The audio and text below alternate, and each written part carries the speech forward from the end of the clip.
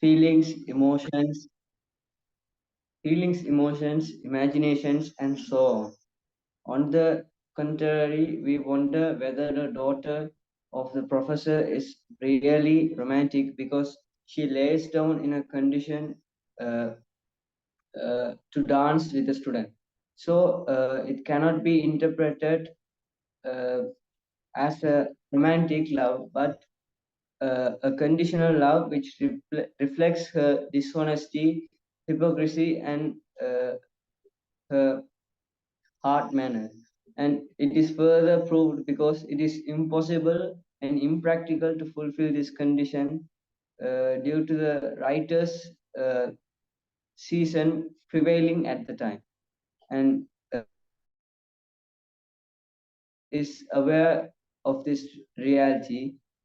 So she would have deliberately laid down this condition to make the student restless. And we wonder whether the student is also really romantic. When analyzing his behavior, it is obvious that he has a foolish and extravagant passion or love or admiration towards the girl. Hence, it can be interpreted as infatuation. We have no doubt that even the girl's condition love brings him a wonder and a novel experience because he always used to live in bookish world by learning and reasoning the matters of the deep subjects like philosophy uh, and metaphysics, which are associated with mind and intellect more than heart. And but because of this new situation, his power of reason is dominated by infatuation. On what little things does happiness depend? I have read that all the wise men have written, and all the secrets of philosophy are mine. Yet, for want of a red rose in my life made wretched. Thus, the student laments over the inability and impossibility of finding out the red rose. Instead of facing the reality, he tries to live in a fantasy by anticipating the ball at the palace by attending it with a red rose or without a red rose. Accordingly, he imagines how he will get the opportunity to feel the warmth of the girl by dancing with her if he joins the ball with a red rose flower, and otherwise he will be heartbroken and frustrated because of being seated lonely somewhere in the hall while she dances accompanied by music as bewitching and ravishing beauty to make even the courtiers uh, throng round her.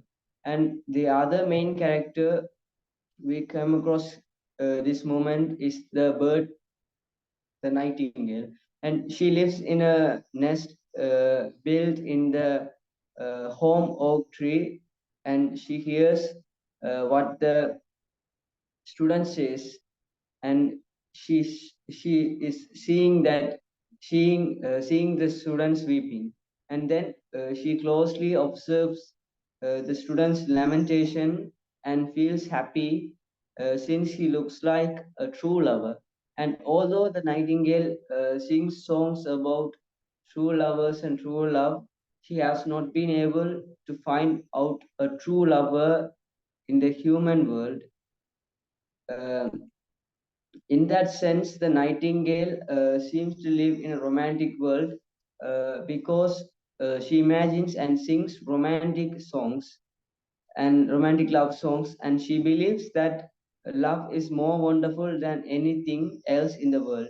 It is also more precious than the other most valuable gemstones like emeralds and opals. And the nightingale further uh, compares pearls and pomegranates with love. This comparison is peculiar because of the pearls and pomegranates are given human attributes as they are two buyers who want to buy one. Uh,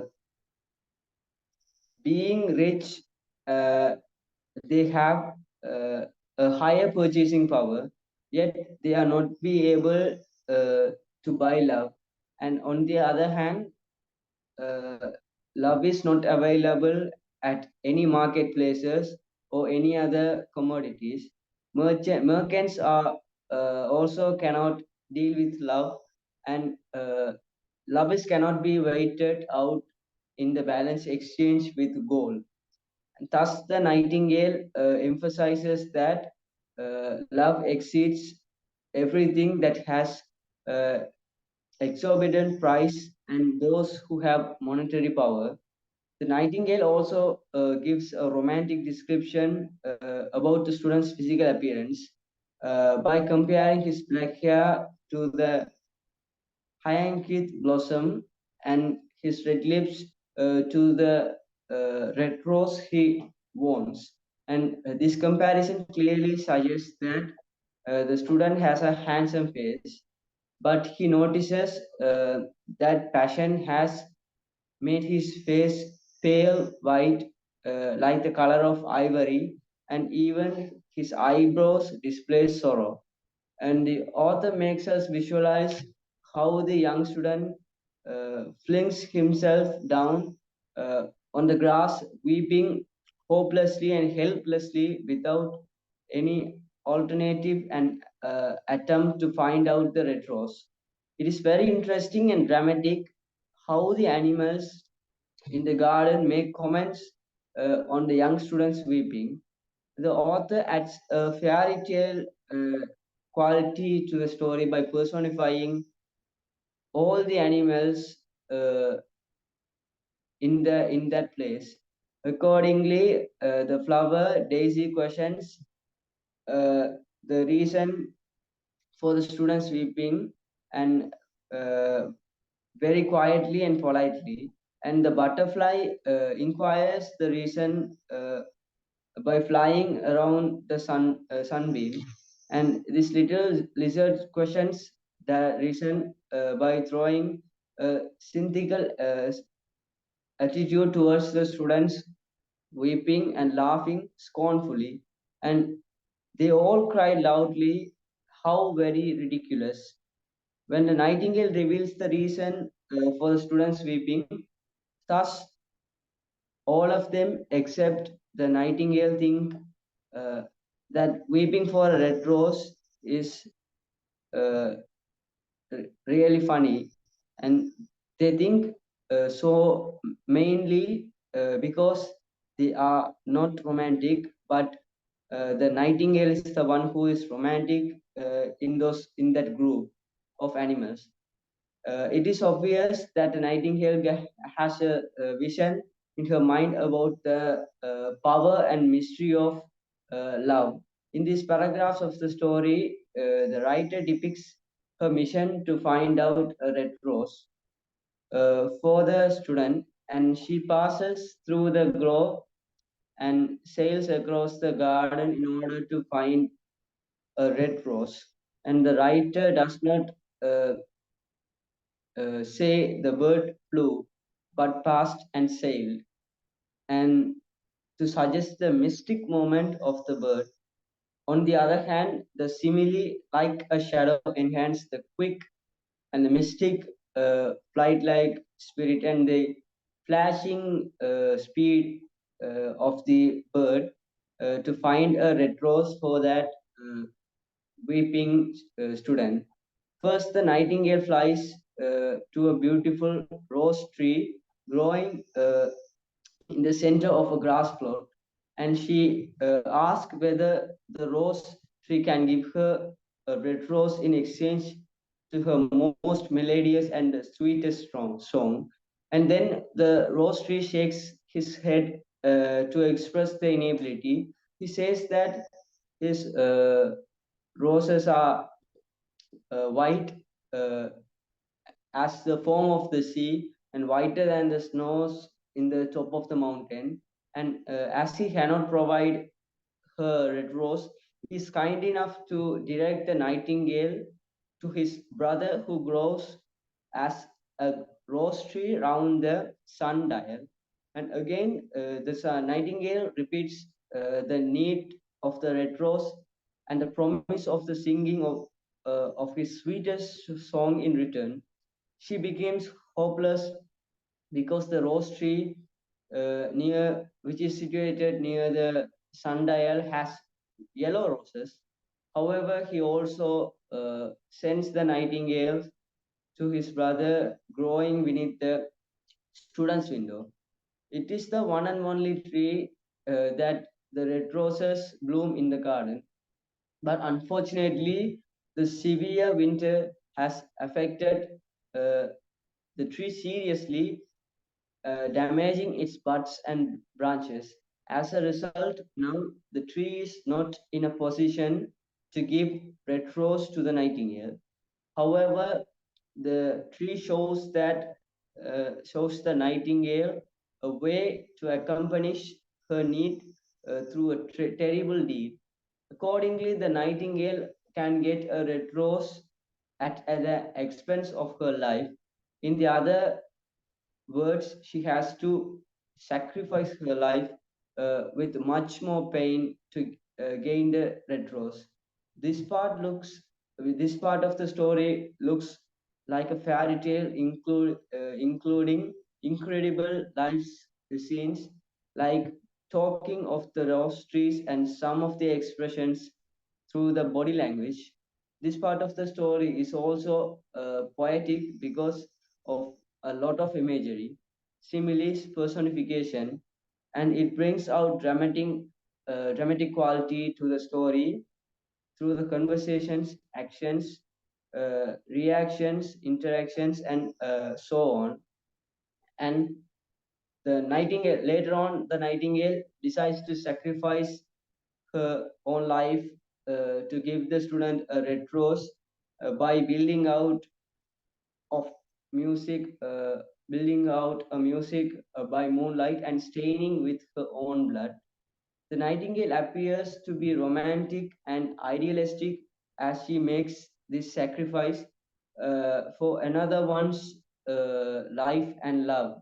So she thinks that death is a great price to pay for a red rose. But the nightingale knows that life is a very much valuable for anyone, and she expresses how life helps us to um, satisfy our senses. It is quite clear that the nightingale has an aesthetic sense to admire the natural beauty, like watching the sun shines and moon shines, smelling the fragrance of the multicolored flowers, feeling of blowing wind, and so on. Nevertheless, the nightingale strongly believes that love is better than her own life, but it is not. It is revealed in the later of the plot, and she is also humble. She's also has a humble view than human life is better than a bird's life, and therefore it is her opinion that the heart of a bird is less important or nothing compared to the heart of a man, and therefore it suggests that the student's life is more important than her life.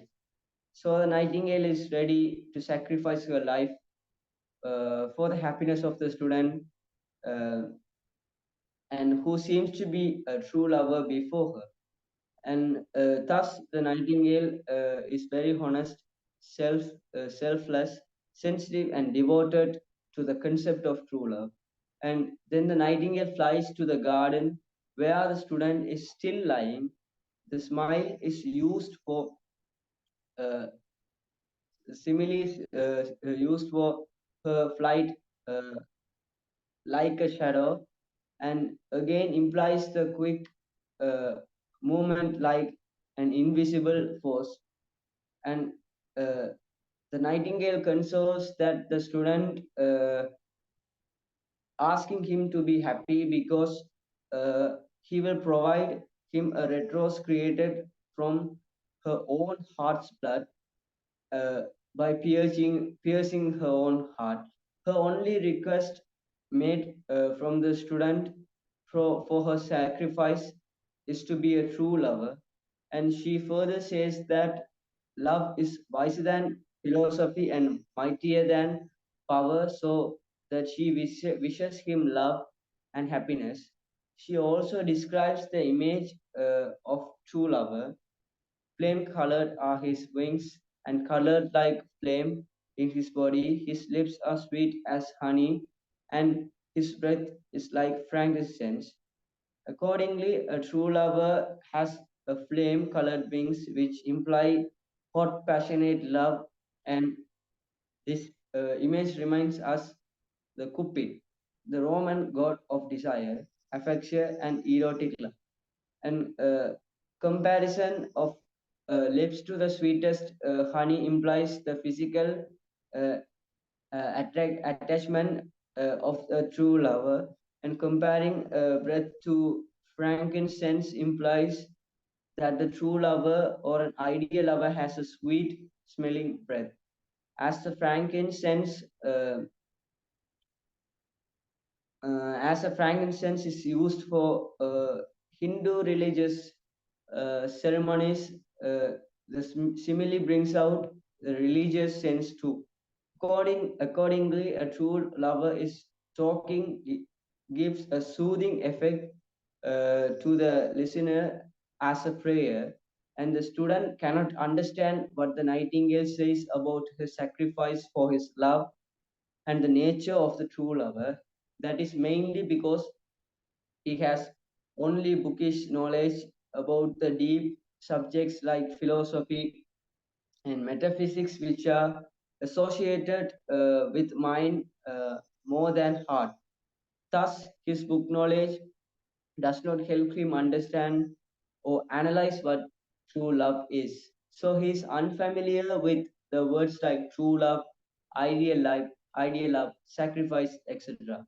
And the author brings out contrast between student and the oak tree, and the oak tree understands what the nightingale says because she has built her nest in her branches.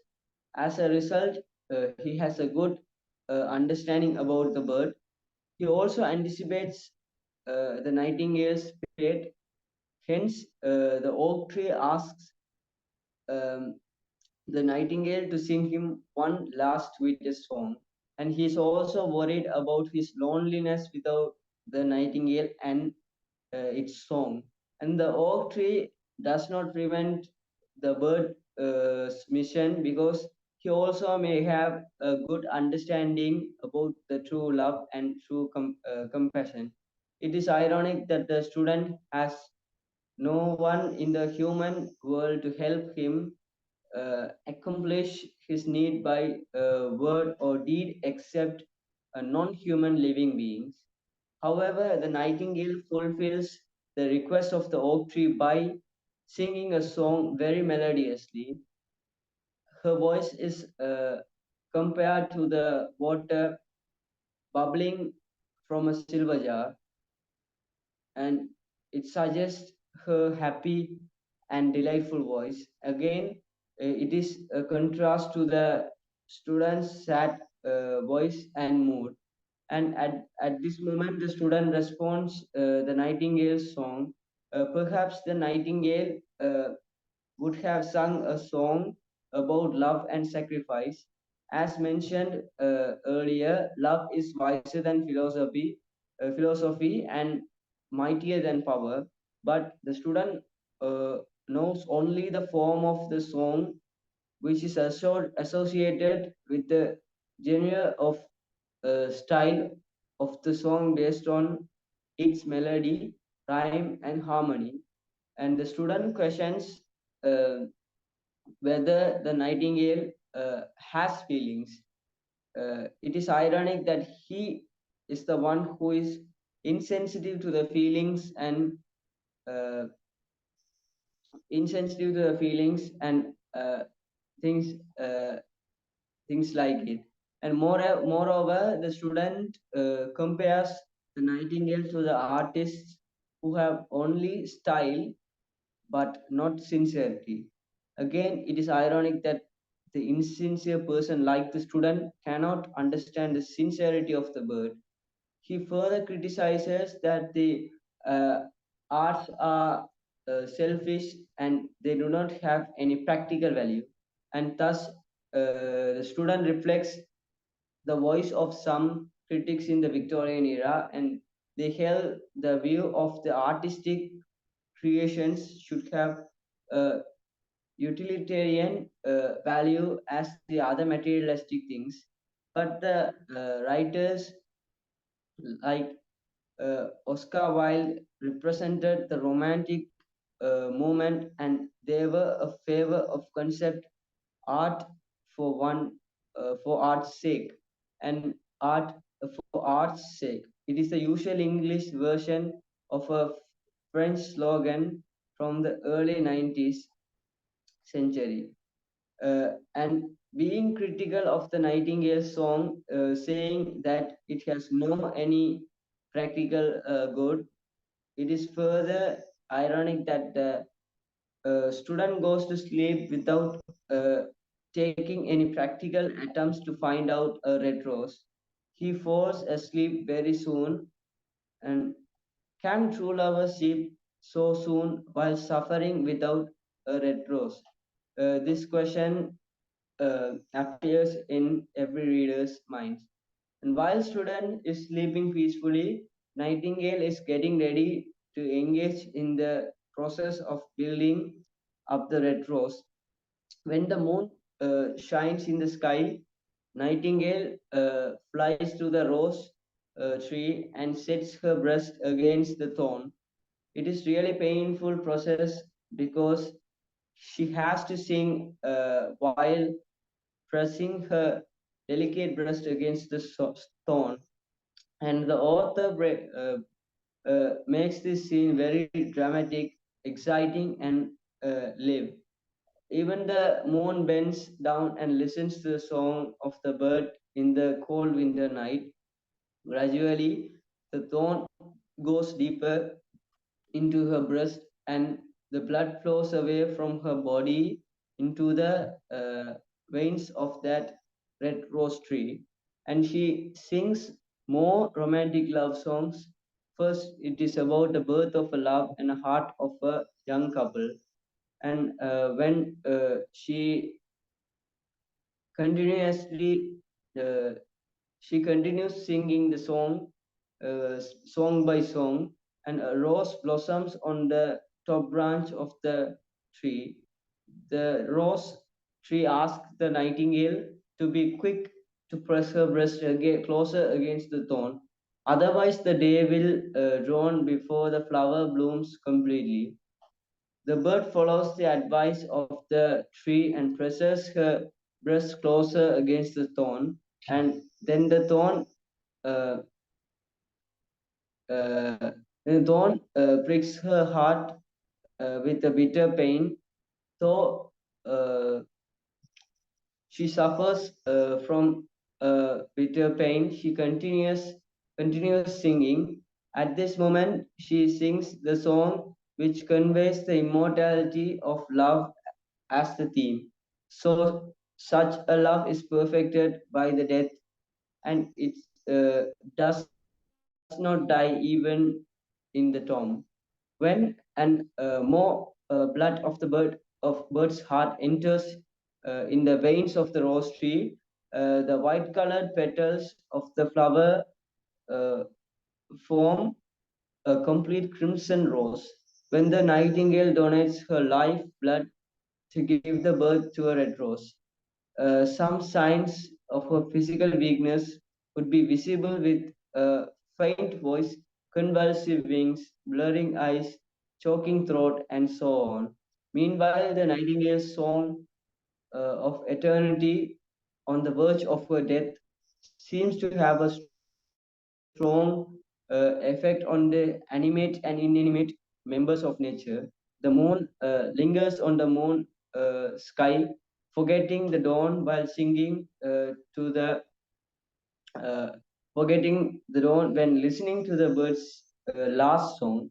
The new red rose also hears the song of the bird and trembles with ecstasy by opening its petals to cold morning air. The echo of the song makes the sleeping shepherds awake from their dream, and thus the writer creates a very moving scene juxtaposing several visual and auditory and color imagery. The painful process of creating a red rose is over, and the rose tree cries happily and asking the bird to look at the flower. But it is ironic that the birth of the red rose has brought death to the nightingale. It is very pathetic that the bird is lying dead in the long grass with the thorn in her heart, and thus it is a very great occasion that the sacrifices her valuable uh, she sacrifices her valuable life in a heroic way for the sake uh, of the true love of her student. And the student awakes and opens the windows at noon, and she sees that she's the red rose on the top of the most spray of the nearby rose tree. He feels very happy and thinks that it is his most luck. And as the student of philosophy, he does not behave according to the subject, so we cannot expect such a student awakes at noon being so lazy and dreaming without facing the challenge of finding out a red rose. And on the other hand, he is not intelligent and rational enough to think how a red rose blooms so suddenly in the winter season. He thinks that it is his luck.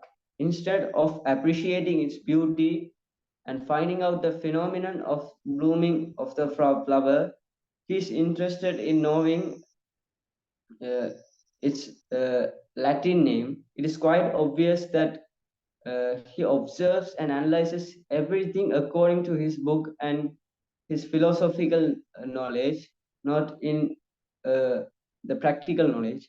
And he's also not conscious enough to think whether the nightingale has made any contribution to build up the flower, because she promised the student to build it out uh, of the music by moonlight and stain it with her own heart's blood.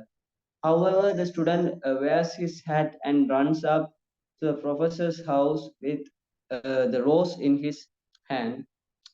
The girl's work of winding blue silk on a reel and keeping her little dog at the feet signify how the girls of an Irish elite class used to spend the day. Then the student reminds the girl how she promised that she would dance with him if he brought the reddest rose. And he further says that the red rose worn next to the girl's heart will express uh, his love for her while dancing at the ball. You will never wear it, and you will wear it tonight next to your heart. And as we dance together, it will tell you how I love you. And on the contrary, the girl responds the student with a frowning look, and she says that the red rose will not match for her dress. It is quite obvious that the true fact of her sudden change is the real jewels sent by the Chamberlain's nephew. Now she tends to admire the materialistic value of the jewels more than the romantic value of the red rose made by the own blood of the nightingale.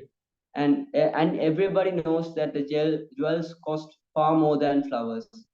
This shows, in the other words, she seems to prefer a materialistic lover to a romantic lover. It is quite obvious that the Chamberlain's nephew is aware of the girl's mentality. Uh, that is why he has sent her the present with more materialistic value rather than romantic value. In other words, he is more practical, having knowledge than head knowledge. At this moment, the student gets angry and throws the red rose into the street by accusing her uh, as uh, nature being ungrateful for his love. And the red rose falls into the gutter, and a cartwheel goes over it.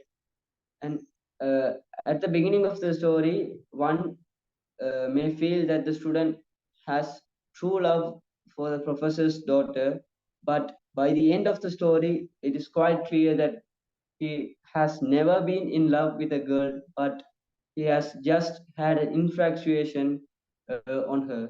And when the girl denies the red rose and humiliates the student, he does not even try to convince and enlighten the girl about the meaning of love. Instead, he surrenders the girl's mean and rude remarks. After all, who are you? Only a student. Why? I don't believe you have even got a silver buckle in your shoes as the Chamberlain's nephew has. It proves that he has no have guts and wits, uh, guts and because he has also not known what true love is. He finally comes to a conclusion that love is silly, and it is not half as useful as he further promises pessimistic and clinical about love, stressing that it cannot prove anything uh, logically, and it tells that the things uh, it tells the things that never happen. He also reveals that the love makes one believe things which are not true. According to him, when everything is practical, only love is impractical. Thus, uh, as he does not have any other alternative, he goes back to the world of philosophy and metaphysics, and his love is also uh, dusty now, just like the dusty books he is going to read. Further, we can analyze that the student throws away the red rose to be crushed by the cartwheels, as he had only a crush towards the professor's daughter, but not a true love symbolized by the red rose through the nightingale's sacrifice. Here we can see that throughout this whole prose, uh, the the student shows that, and he thinks that he has a true love towards uh, the professor's daughter, but uh, later on it is obvious that he had an infatuation on her, and uh, this infatuation, and we have to remember that this uh, infatuation costed the nightingale's precious life. If this infatuation was uh, cleared by the student at the beginning, the nightingale wouldn't have lost its life to create a worthless, ruthless rose for this uh, uh, for his fake love. And the nightingale would have enjoyed his life by enjoying the flowers, smell of flowers, and enjoying the beam of the sun rays, and etc. It is ironic that uh, the nightingale thinks it has made a bigger thing, and it is her achievement in her life, and she dies for the student. But the real truth is the student have no love or no true love towards the girl. Thank you for hearing me.